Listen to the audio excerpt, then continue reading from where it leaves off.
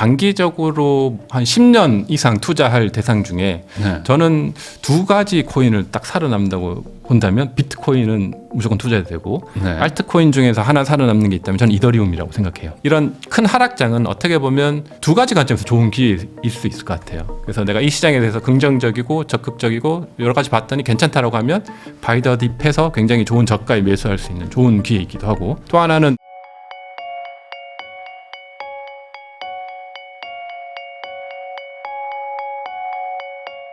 알트코인으로 졸업합니다 라는 책의 저자이시죠. 김동완 대표님하고 이야기 나누고 있습니다. 그러면은 지금 어쨌든 뭐 코인 시장이 뭐 좋지 않다 이런 네. 얘기는 해주셨는데, 항상 이제 좋지 않을 때는 계속 안 좋은 얘기들이 뭐 점점 나오잖아요. 맞죠. 그러다 보면은 항상 얘기가 이제 꼬리표처럼 붙는 게 뭐 해킹 얘기고, 네. 뭐 최근에 또 업비트도 뭐 한 500억도 네. 이렇게 털렸다 뭐 이런 네. 얘기들 막 계속 나오는 것처럼 네, 네. 이게 디지털 자산이어서 좋은 것도 있지만 반대로 실물 자산이 아니다 보니까 네. 뭐 집에 와서 훔쳐가는 게 아니라 그냥 이제 인터넷으로 훔쳐가는 이런 거에 대해서 취약한 거 아니냐, 이거에 대한 또 걱정들이 많아요. 네네. 기본적으로 이 코인 자산에 대해서 뭐 해킹 이슈 이거는 뭐 심각한 건지 아니면은 뭐 이 정도는 뭐 그냥 참고 넘어갈 만한 어떤 미미한 수준인 건지 좀 궁금합니다. 그 좋은 질문인데 심각하진 않지만 그 디지털 자산의 요 특징으로 인해서 이 네. 해킹 이슈는 앞으로도 계속 일어날 거예요. 그래서 아주 심각한 수준은 아니지만 해킹은 계속 일어날 수 있고, 이 해킹 가능성에 대해서 시장에서 지금은 계속 이제 리스크 요인으로 이제 보고 있죠. 근데 근원적으로 좀 보면 사실 해킹이라고 하는 것은 조금 더 깊게 들어가면, 예를 들어 내가 스스로 자산을 잘 관리하면 네. 해킹 당하지 않는 방법이 하나 있고, 만약에 근데 내가 자산을 아무리 잘 관리하더라도 해킹 당할 수밖에 없는 두 가지 상황이 있다라고 하면 네. 조금 내가 자산을 지키고 싶은 사람은 내가 자산을 잘 관리해서 해킹 당하지 않겠다, 이걸 보통 선택할 거잖아요. 네. 그래서 비트코인을 포함한 디지털 자산은 이쪽이거든요.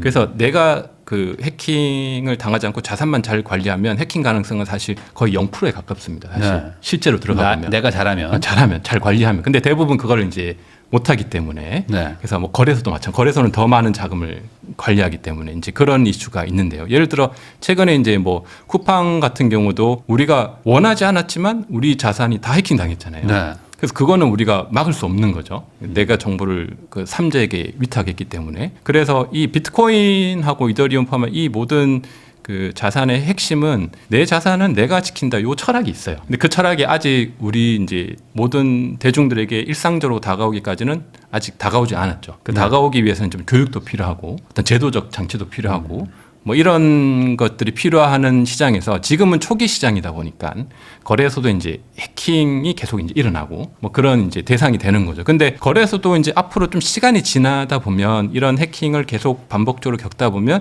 결국에 시간이 한참 지나면 거의 사실 해킹 사건은 지금보다는 많이 줄어들 거예요. 거래소도 이제 관리를 하니까.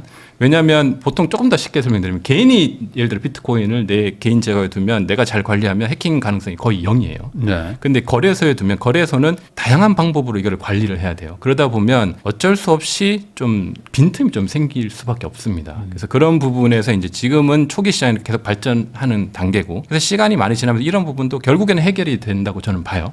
기술이 발전하고 기업 기관들에서 이런 부분을 해결하게 되면, 원리 자체는 그 비트코인과 이더리움을 포함한 자산이 기존의 보안보다는 더 훌륭한 보안 시스템을 가지고 있거든요. 네. 근데 그걸 이제 일반인들 그리고 산업이 이제 성숙이 아직 안 된 입장에서 보면 그런 이제 빈틈을 해커들이 노려서 계속 해킹을 하고 있는 그런 상황이라고 보는 게 저는 이제 맞다고 보고요.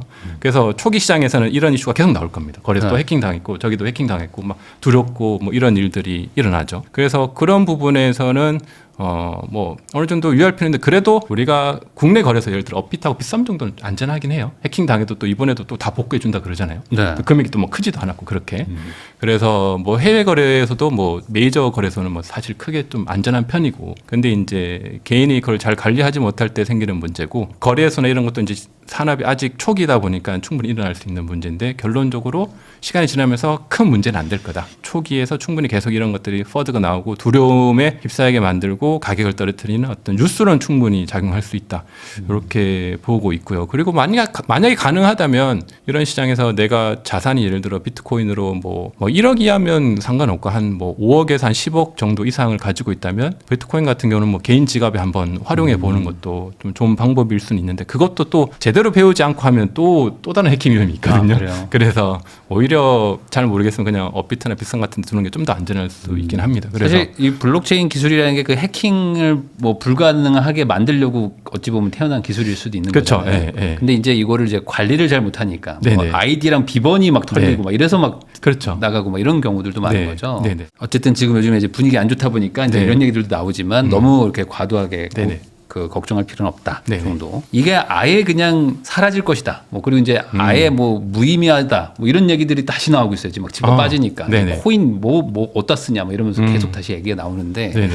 뭐 소위 말하는 이제 뭐 양자 컴퓨터니 하면서 결국에 이걸 뚫어버릴 것이다. 아, 네네. 이런 걱정들도 여전히 있는데 아, 이 네. 부분에 대해서는 좀 어떻게 생각을 해야 되나요? 일단 우리가 좀 크게 봤을 때 이 시대가 변하고 있잖아요. 그래서 제가 보는 어떤 당장 도래하진 않았지만 뭐 미래의 시대는 결국에 디지털 중심의 사회가 될 것 같아요. 그러면 디지털 중심의 사회에서 우리가 주목해서 투자하고 있는 게 뭐 AI 영역이잖아요. 그래서 AI하고 그러면 AI에서 또 필요한 거는 뭐냐면 제가 보는 관점은 저는 어떤 관점으로 시장을 보냐면 결국에 AI들 우리를 다 대신해서 많은 것들을 해줄 텐데 지금 AI 쪽에서 하나 부족한 거는 뭐 AI 에이전트라고 AI가 스스로 생각해서 뭐 판단하고 결정하고 뭐 실제 결제까지 해야 되거든요. 그래서 뭐 집에 예를 들어 저를 대신한 뭐 가정 로봇이 있다면 가정 로봇이 예를 들어서 뭐 쿠팡에서 뭔가 배달을 주문해주면 그러면 본인이 주문해가지고 아침에 일어나서 문 열고 그거를 받아가지고 요리까지 해주는. 그러면 우리는 그걸 맛있게 먹고 그냥 출근하면 되는 이런 시대가 곧 올 건데 그러면 여기서 지금 AI 시장에서 하나 빠진 게 AI가 스스로 판단해서 그것을 스스로 결제까지 해야 돼요. 그럼 결제에 가장 적합한 어떤 자산이 무엇일까 보면 저는 이제 암호화폐라고 보거든요. 왜냐하면 암호화폐라는 것은 중앙 없이 혼자 독자적으로 그것을 가지고 관리하면서 결제를 할 수 있어요. 그럼 AI 입장에서는 AI 로봇이 내가 스스로 내 지갑을 만들어 가지고 거기 이제 내가 만약에 집 주인이라면 집 주인한테 얼마를 받아서 뭐 스테이블 코인 같은 것을 받아서 그걸 가지고 있다가 본인이 알아서 그 주인이 허락한 범위 내에서 그것을 이제 스스로 결제하고 주문하고 하는 그 모든 원탑 시스템이 다 이루어지거든요. 근데 그걸 지금의 어떤 중앙화 방식의 은행 시스템으로 하면 여러 가지 좀 한계들이 많이 있어요. 그래서 AI 스스로 판단해서 결제할 때 생기는 그런 문제들이 있는데 그걸 저는 아무튼 디지털 자산이 해결할 수 있는 궁극적인 어떤 원천 자산이라고 보고 그런 측면에서 봤을 때 결국에 디지털 자산은 미래의 사회의 어떤 핵심적인 자산이 될 텐데 그 중에 핵심이 이제 비트코인이 되겠죠. 그 다음에 이제 비트코인을 포함한 다른 이제 좀 살아남은 알트코인들이 그러한 실제 생활에 쓸 수 있는 어떤 디지털 자산의 활용으로서의 어떤 가치들이 계속 이제 일어나게 될 것이다. 이런 관점으로 저는 좀 큰 그림에서 보고 있습니다. 그럼 그래서 이 부분에 대한 어떤 해킹이나 뭐 그런 뭐 보안 이슈, 이게 뭐 보안이 뚫려버릴 것이다. 장부 자체가 털린다. 뭐 이런 개념은 너무 좀 과하다. 그거는 양자역학 결론적으로 틀리지 않습니다. 비트코인은 뭐 해킹이 결론적으로 불가능하고 양자 컴퓨터 같은 경우는 이제 비트코인의 어떤 비트코인 시스템 자체를 붕괴하지는 못해요. 그러니까 양자 컴퓨터가 해킹할 수 있는 영역은 그 비트코인을 만약에 개인이 가지고 있으면 내 지갑에 뭐 비트코인 1비트코인을 가지고 있잖아요. 그러면 이것을 내가 개인 키라는 걸 가지고 이것을 컨트롤할 수 있는데 이 개인 키 자체를 양자 컴퓨터가 해킹해서 개인 키를 알아낼 수 있거든요. 그래서 그것을 보완해야 되는데 그거는 결국에 이제 이미 준비는 다 되어 있어요. 그래서 지금 비트코인 시스템을 한번 이렇게 업그레이드하면 됩니다. 그러면 요거를 양자 컴퓨터에 대응하는 그 전략으로 충분히 막을 수 있고 만약에 양자 컴퓨터 근데 아직 안 나왔죠. 양자 컴퓨터가 양자 컴퓨터가 나와서 이 보안 위협이 된다면 사실 비트코인이 중요한 게 아니고 지금 있는 군사 시스템 이게 먼저 뚫리거든요. 모든 게 뭐 뚫리겠죠. 그래서 은행 다 뚫리고 핵미사일 막 날아다니고 이렇게 된단 말이에요. 이거는 결국에 이제 해결된 문제이기 때문에 그런 이제 시대가 왔을 때는 그 전에 이미 이제 거기도 어차피 업그레이드 해야 되고 은행도 업그레이드 해야 되고 뭐 국방부도 업그레이드 해야 되고 비트코인은 이제 업그레이드 하면 되는 이슈지 이게 뭐 아주 큰 이슈는 아니다 이렇게 보시면 될 것 같습니다. 그러면은 결국에 요즘에 또 화두가 AI와 또 그게 휴머노이드와 연계돼 가지고 소위 말하는 이제 뭐 자율주행 겸 뭐 이제 로봇 뭐 가정부 뭐 이런 것들 뭐 이제 공장의 근로자들이 대체되는 이런 상황으로 가는데 그러면 결국에 이제 말씀하신 것처럼 뭔가 코인 기반의 금융 시스템이 이제 필요하고 그 안에서 이제 스테이블 코인도 만든다 뭐 이런 얘기들이 나오고 있잖아요. 그렇죠. 여기에 쓰이는 게 이더리움이 지금 가장 핵심인가요, 그러면? 지금 현재는 이더리움이에요. 네. 지금 현재는 예를 들어서 비트코인 위에서는 우리가 지금 뭐 스테이블 코인이 있잖아요. 비트코인 위에서는 스테이블 코인을 쓸 수가 없어요. 스테이블 코인을 쓸 수 있는 것은 그 플랫폼이 필요한데 뭔가 그것을 보내고 받는데 그 중간 역할을 해주는 게 필요하잖아요. 그게 이제 이더리움이고 네. 물론 이더리움 말고 뭐 솔라나라든지 다른 것들도 다 가능하긴 합니다. 근데 이더리움이 가장 많이 쓰여지고 있는 것은 그래도 이더리움이 가장 오래됐고 이런 이제 스테이블 코인 시스템을 만들 수 있게 그 기반 그 시스템을 만든 게 이더리움이거든요. 그래서 거기서 다 파생된 개념이기 때문에 그런 개념도 있고 그리고 보안적으로 이더리움은 지금까지 가장 오래된 체인이니까 좀 보안적으로 좀 훌륭하다 뭐 이런 관점에서 이더리움 위에서 이제 스테이블 코인들이 가장 많이 쓰여지고 있긴 해요. 네. 그러면 결국에 이더리움이 제일 이제 수혜가 될 것이다. 수혜주가 된다. 뭐 이런 얘기도 있더라고요. 근데 그렇게 생각하기에는 또 이게 좀 다른 건가요? 그렇게 생각하기엔 조금 다양한 측면이 있는데 예를 들어서 내가 그 암호화폐를 투자하는 입장에서 장기적으로 한 10년 이상 투자할 대상 중에 네. 저는 두 가지 코인을 딱 살아남는다고 본다면 비트코인은 무조건 투자해야 되고 네. 알트코인 중에서 하나 살아남는 게 있다면 저는 이더리움이라고 생각해요. 네. 그래서 비트코인과 이더리움은 포트폴리오에 담아도 물론 이더리움의 변동성은 큽니다. 뭐 그것을 이제 견뎌내야 되긴 하지만 근데 이 시장에서 사라지지는 않는 거죠. 네. 이더리움이 그러니까 알트코인 우리가 종류 굉장히 많잖아요. 뭐 다 그런 건 아니지만 대부분의 알트코인들은 이더리움의 그 개념들을 복제해서 만든 거거든요. 그럼 이더리움은 뭘 복제해서 만들었냐? 뭐 비트코인의 개념을 복제해서 좀 확장한 거죠. 그래서 그런 개념인데, 그래서 이더리움이 하고 있는 기능들, 예를 들어 이더리움 위에서 스테이블 코인도 운영할 수 있고 다양한 것들을 할 수 있는데 그것들을 네. 다른 체인들도 다 만들어서 할 수 있어요. 그러면 뭐 이더리움보다 더 빨리 할 수도 있고 어떤 산업 영역은 자기들만의 그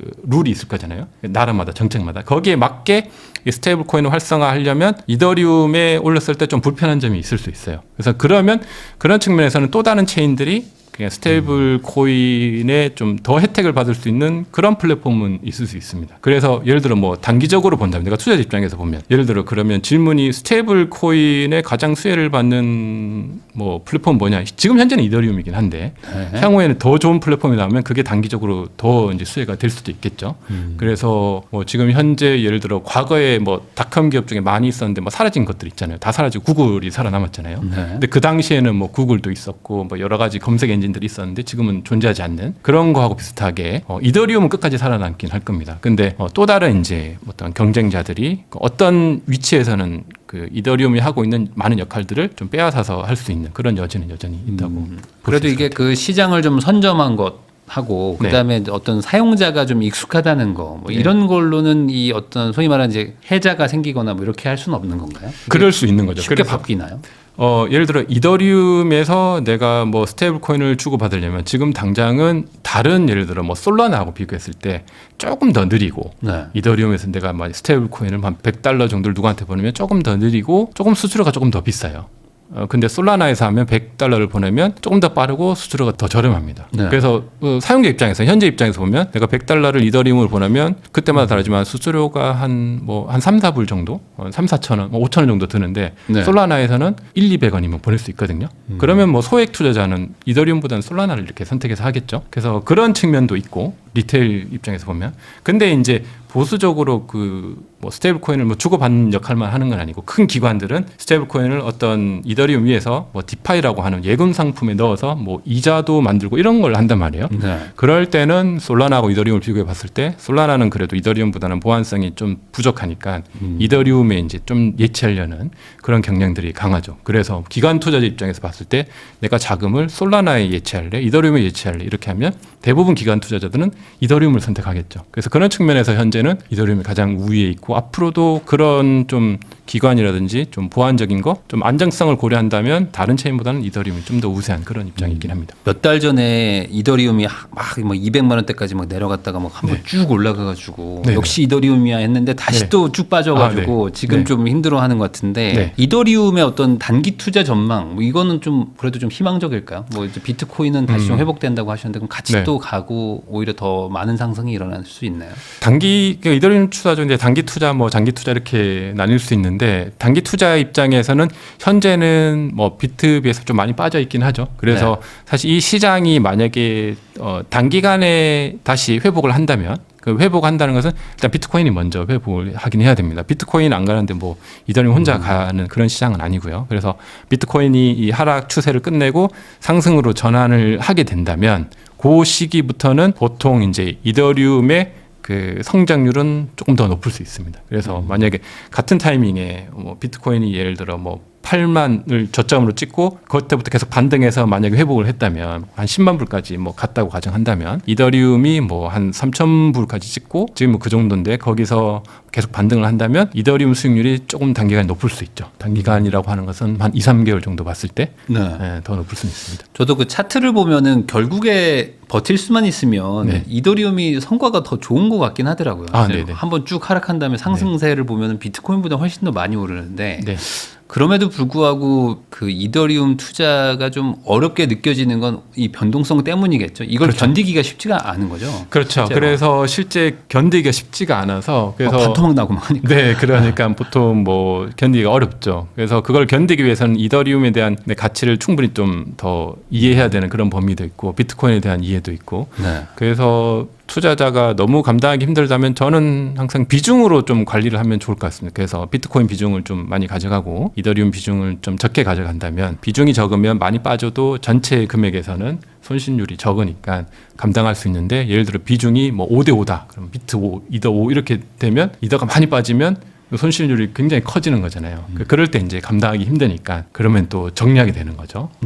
뭐 그런 투자자의 어떤 실수가 있는데 내가 그것을 결국 감당하지 못한다면 내가 투자할 수 없는 대상이긴 하거든요. 그래서 내가 이런 큰 하락장은 어떻게 보면 두 가지 관점에서 좋은 기회일 수 있을 것 같아요. 그래서 내가 이 시장에 대해서 긍정적이고 적극적이고 여러 가지 봤더니 괜찮다라고 하면 바이더 딥해서 굉장히 좋은 저가에 매수할 수 있는 좋은 기회이기도 하고 또 하나는 내가 시장에 참여해 봤더니 와 이런 극심한 시장이 오네?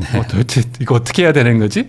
난 도저히 감당이 안 된다. 이런 분들이 있다면 그것을 다 정리하기보다는 좀 비중을 좀 줄이는 거죠. 비중을 줄여서 내가 이 정도 하락폭에 좀 감당할 수 있을 만큼만 좀 버텨보면 또 시간 지나면 다시 올라 있는 걸 볼 수 있거든요. 그래서 두 가지를 좀 추천을 드리긴 합니다. 그러면은 결과적으로 뭐 이더리움으로 뭐 대표되지만 어쨌든 뭐 알트코인 시장도 지금 똑같이 비트코인과 똑같이 뭐 조금씩 뭐 적립식으로 살만한 시기라고 보세요? 알트코인은 일단은 두 가지 중요한 관점이 있긴 해요. 그래서 알트코인을 다 사면 안 되고 알트코인에서 좀 그래도 펀더멘탈 좋은 그래서 뭐 대표적으로 뭐 이더리움 같은 거죠. 뭐 이더리움 같은 경우는 충분히 적립식으로 사도 이제 좋다고 저는 보고 있고요. 그런데 그렇지 않은 이제 수많은 알트코인들은 변동성이 크고 그리고 시장에서 진짜 퇴출될 수도 있거든요. 진짜 말 그대로 99%까지 하락을 맞을 수가 있단 말이에요. 의미가 없어지는 거죠. 그런 투자는 하면 안 되니까. 그래서 그러한 어떤 종목 선정에 있어서 굉장히 좀 신중하게 선택해야 되는 그런 문제도 같이 남아있긴 합니다. 이더리움만 보면 어떤가요? 이더리움은 괜찮습니다. 지금 사는 것도 괜찮나요? 네, 저는 비트하고 이더는 지금도 좀 좋은 가격대라고 생각하고 있습니다. 어느 정도 좀 추가 하락도 좀 감수는 할 각오는 해야 되는 건가요? 그렇죠. 추가 하락도 좀. 아직은? 네, 아직은 이 전체 그림을 봤을 때 하락 추세가 보통 끝나지 않았거든요. 그래서 과거에 보면 올해도 보면 보통 이 공포 단계에서 뭐 극심한 공포 단계에서 다시 반등을 해요. 그리고 다시 괜찮은 시장으로 가는 척하다가 다시 한번 극심한 공포로 빠지기도 합니다. 보통 그게 고래들이 이제 어느 정도 정리를 해서 이제 반등을 하고 나면 사람들이 안심하잖아요. 그래 이제 반등했다. 그래서 막 이제 풀시드 들어가자 해서 막 다 들어가거든요. 그러면 그때 또 아니다 다르다 다시 한번 떨어뜨리거든요. 그렇게 될 수가 있기 때문에 그런 건 좀 조심하셔야죠. 그래서 이게 아직 안심하기는 좀 힘들고 다시 한번 또 추가 조정이 있을 수는 있어요. 그런 가능성을 항상 열어둬야 되죠. 그래서 그런 가능성까지 이제 보수적인 투자자는 거기까지 좀 지켜볼 수는 있는 거고 그래서 그렇게 지켜볼 수 있고 아니면 그냥 적립식으로 조금씩 언제 우리가 얼만큼 떨어지고 얼마치 올지 사실 정확히 알 수가 없잖아요. 그래서 내가 어떤 투자할 만한 범위를 뭐 주 단위로 끊어서 이렇게 좀 적립식으로 사든지 이런 구간에서 3번에 다 사지 말고 그렇게 하면 이제 어느 정도 이제 평단가가 나오겠죠. 그래서 그것을 유지하면서 장이 좋아지면 이제 매도하는 그런 전략을 삼으면 좋고 여전히 추세 자체는 큰 그림에서는 좀 하락 추세이긴 합니다. 그래서 이것이 아직 완전히 끝나고 반등했다라고 보기엔 조금 이른 감이 있고 근데 조금씩 회복은 할 것 같긴 해요. 그래서 그 회복을 어느 정도 확인하고 들어가도 나쁘진 않을 것 같다 이렇게 보고 있습니다. 그러면 어제 오늘인가요? 뭐 비트코인 한 5% 빠졌다가 또 다시 막 5% 올라가고 막 이러는데 이게 뭐 어떤 뭐 이유가 있는 건지 뭐 아니면 그냥 너무 많이 빠져서 그냥 말 그대로 이제 기술적 반등한 건지 뭐 이런 거 뭐 이유가 있나요? 이게?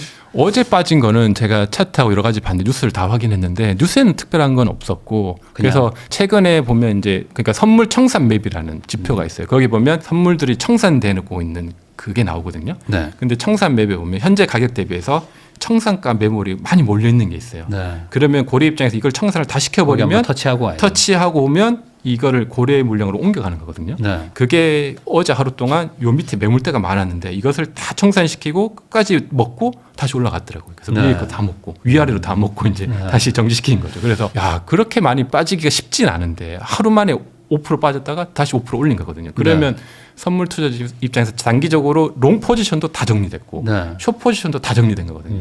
그러니까 아무도 살아남은 사람이 없는 거죠. 큰 고래만 20배 쓴 사람들은 다 죽었다. 다 죽은 거죠. 그래서 그런 시장이 최근에 계속 이어져 오고 있어요. 그래서 그런 변동성으로 저는 좀 해석을 하고 있습니다.